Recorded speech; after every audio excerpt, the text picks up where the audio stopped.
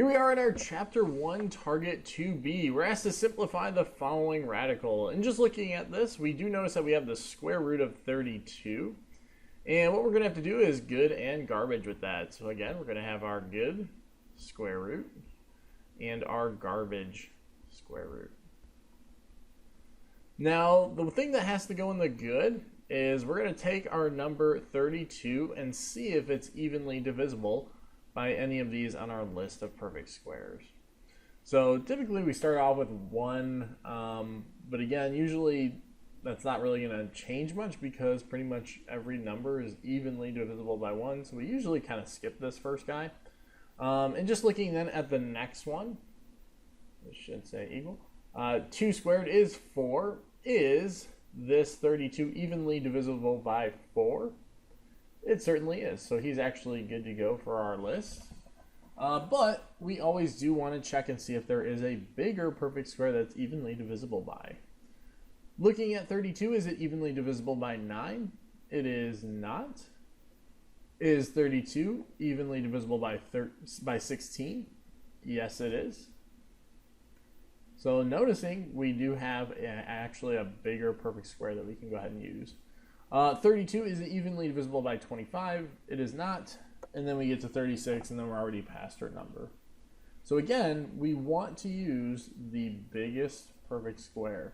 Even though it's evenly divisible by 4, we wouldn't be able to break it down as quickly as we more efficiently could if we just picked the biggest one. And we'll go ahead and talk about both cases and what that would look like in a moment. But just looking at the correct, the most correct way, I should say, we're going to use 16 as the one for our good. Now, 32 that we're trying to simplify, if we evenly divide that by our good, square root 16, so 32 divided by 16, we end up with 2 going into our garbage. Then from here, all we have to do is take the square root of our good. Square root of 16 just comes out to be 4. And then the garbage just drops. So we end up with 4 square root of 2. Now again, this is kind of the not preferred way. This is just to kind of help show you why we choose the big one in terms of our list of perfect squares.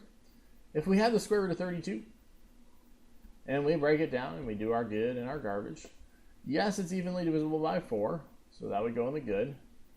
32 divided by 4 gives us 8. Again, here's our good. Here's our garbage. The square root of 4 is 2.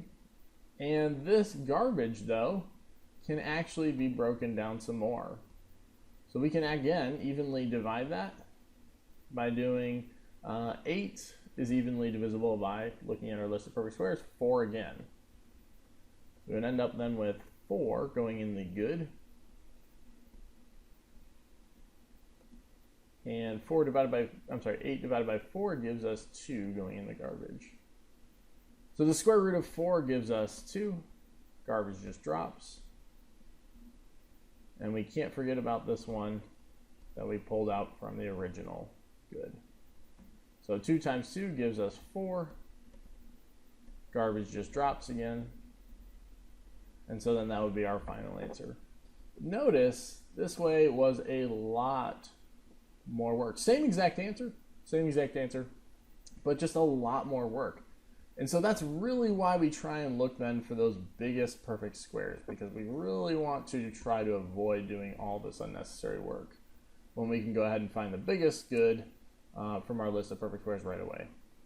Again, though, that is chapter 1, target 2b.